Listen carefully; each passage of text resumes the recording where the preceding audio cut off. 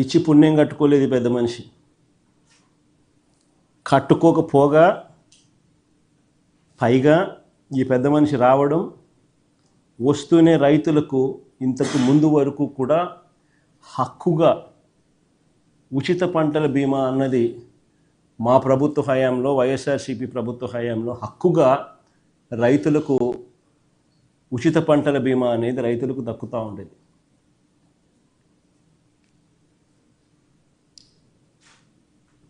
అలాంటిది మా హయాంలో అయితే దాదాపుగా 7,400 కోట్లు 7,800 కోట్లు ఇచ్చినాం రైతులకు. ఉచిత పంటల బీమా ప్రభుత్వమే చేసి రైతు తరఫున కూడా ప్రభుత్వమే కట్టి దాదాపుగా 7,800 కోట్లు 7,400 కోట్లు, ఎగ్జాక్ట్గా నెంబరు 400-500 crores అటు ఇటు, 7,400 7,800 crores ఆ కైండ్ ఆఫ్ సపోర్ట్ ఫార్మర్స్కు ఇవ్వడం జరిగింది.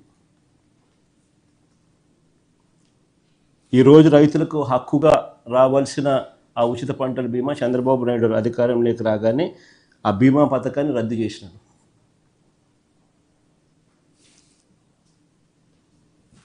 రైతుల పరిస్థితి ఈరోజు ఒకవైపున ఇన్పుట్ సబ్సిడీ రాదు, మరోవైపున రైతులకు హక్కుగా రావాల్సిన ఇన్సూరెన్సు సొమ్ము చంద్రబాబు నాయుడు పుణ్యాన రాకుండా పోయింది.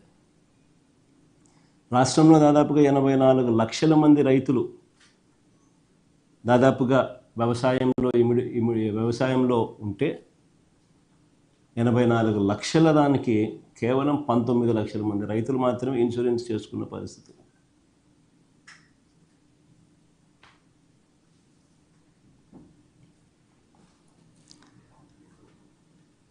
ఆశ్చర్యం కలిగించే విషయం ఇంకోటి ఏంటి అంటే రైతులు, కౌలు రైతులు అంతా కలిపి నంబర్స్ సార్.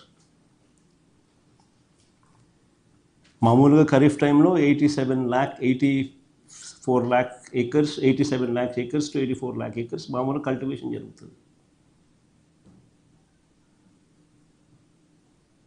ఈరోజు 19 లక్షల ఎకరాలకు మాత్రమే ఇన్సూరెన్స్ కనిపిస్తూ ఉంది.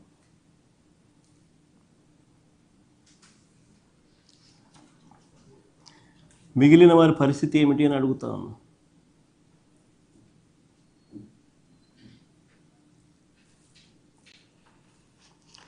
రోజు చంద్రబాబు నాయుడు గారి దగ్గర నుంచి స్పీచ్లు వింటూ ఉంటాం మనమంతా కూడా. ఆ స్పీచ్ల్లో ఏ పొద్దు కూడా ఊకదంపుడు ఉపన్యాసాలు ఇస్తూ ఉంటాడు చంద్రబాబు నాయుడు. కానీ చంద్రబాబు నాయుడు పెండింగ్లో ఉన్న ఇన్పుట్ సబ్సిడీ బకాయిలు ఎప్పుడు ఇస్తాడని మాత్రం చెప్పడు. తాను ఇన్సూరెన్స్ రద్దు చేయడం వల్ల, తాను ఇన్సూరెన్స్ కట్టకపోవడం వల్ల నష్టపోయిన ఆ రైతులకు ఎప్పుడు ఆ ఇన్సూరెన్స్ నష్టాన్ని పూడుస్తాడో అని మాత్రం చెప్పడు.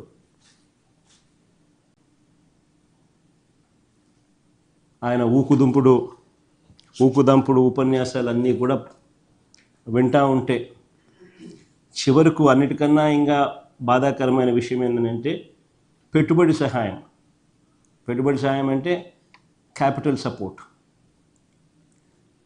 సపోర్ట్ కింద పిఎం కిసాన్ కాక అన్నదాత సుఖీభవ అని పేరు పెట్టి ప్రతి సంవత్సరం 20,000 ఇస్తానన్నాడు. ఆయన